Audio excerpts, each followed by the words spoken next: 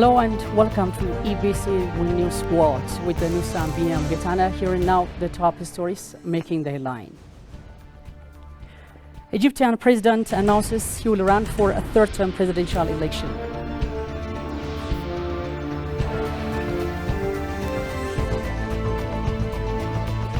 And the civic society organizations saying that academia need to work together to strengthen pillars of democracy.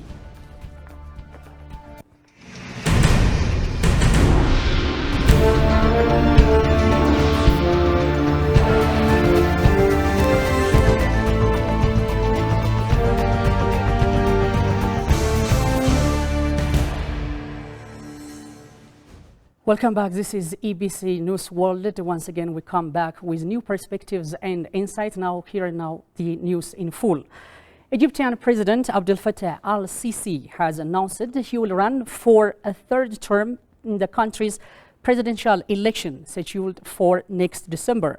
The last former army chief who held the post of the president since 2014 is predicted to win the election at a time when his Middle Eastern country is dealing with economic crisis, record inflation, and dramatic deflation of the local currency. A few politicians have already declared their candidature for presidency, but none offer a real threat to Sisi, who urged Egyptians to choose with patriotic concise during a televised speech. In other development, Minister of Planning and Development praised the EU's as Ethiopia is a key strategic partner. Asafa made the remark while discussing with the EU Commissioner for International Partnership, Yuta Arplalin. The minister pointed out that the launch of European Union's 650 million euros multi-sector support program for Ethiopia is part of such cooperation. Arplalin reaffirmed that the EU will cooperate with the government of Ethiopia in the areas of climate change, agricultural activities, biodiversity protection, green development, environmental protection, and renewable energy, among others.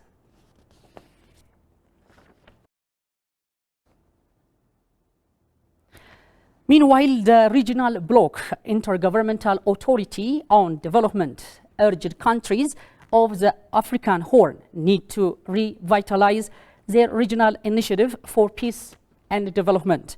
Speaking at the 80th ordinary session of the IGAD Council of Ministers yesterday, IGAD Executive Secretary Workana Gabayo underscored that a border charter is critical for regional peace and collaboration.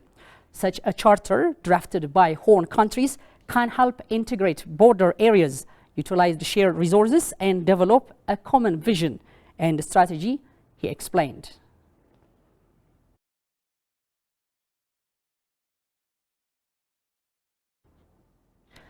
Likewise, the Ministry of Health and the United Nations Population Fund have reached an agreement to enhance emergency and humanitarian response in Ethiopia.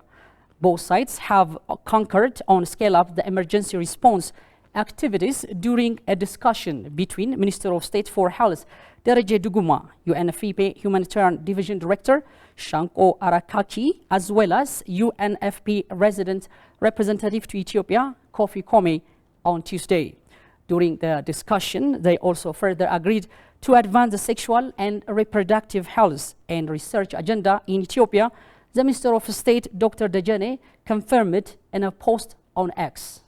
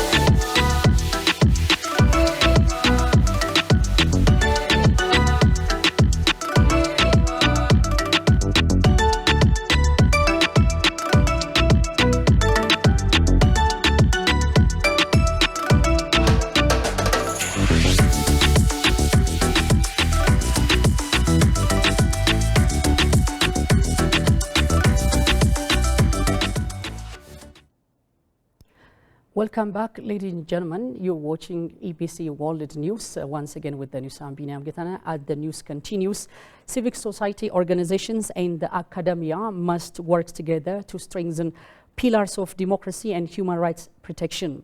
The remark came here today at a consultation forum for promoting and consolidating civic society organizations and the academia.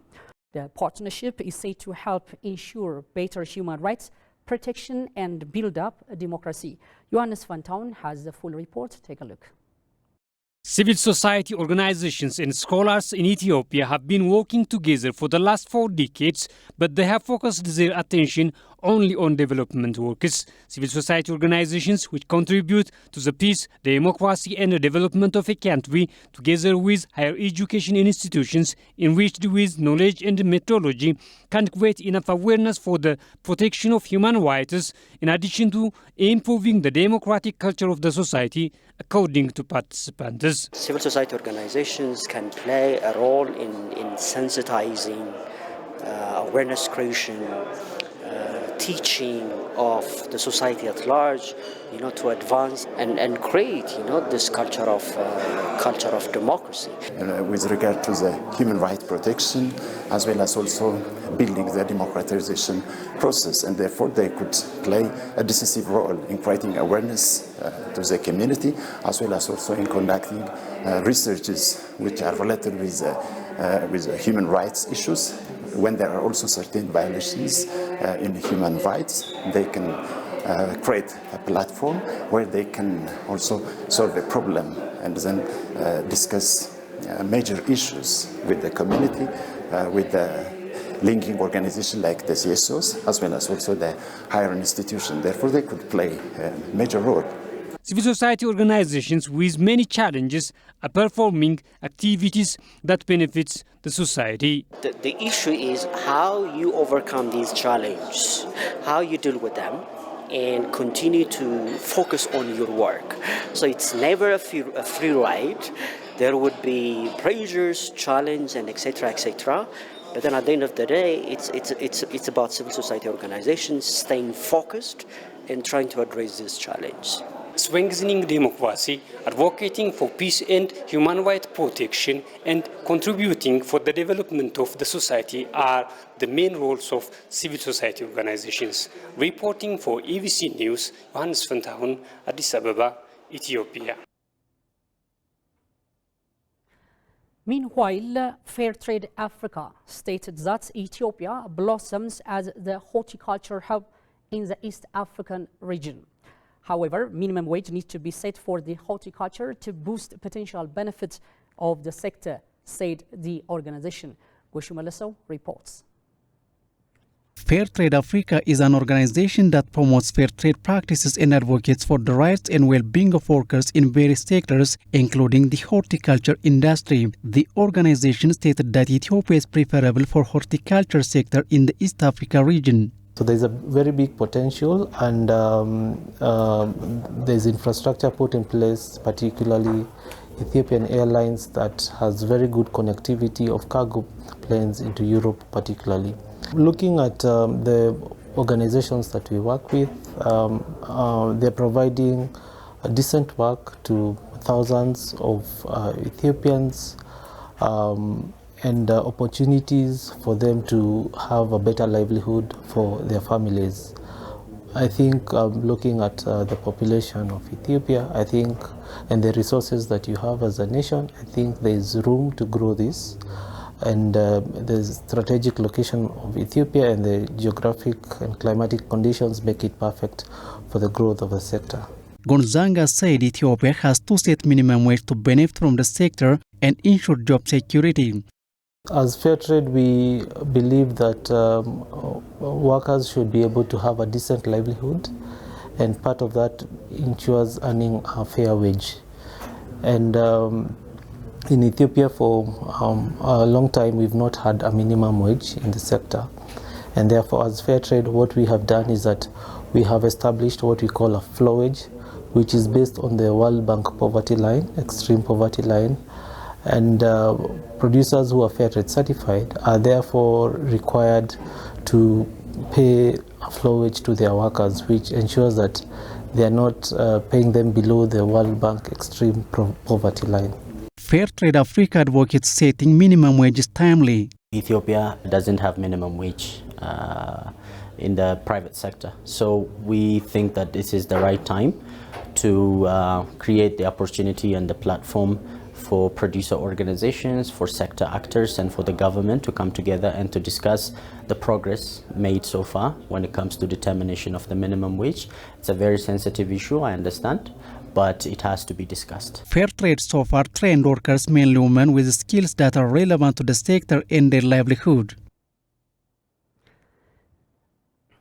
Well, ladies and gentlemen, that wraps up the news from EBC News World, and thank you for watching us. Make sure that you find us on our new platform, our websites, social media. Until next time, goodbye for now.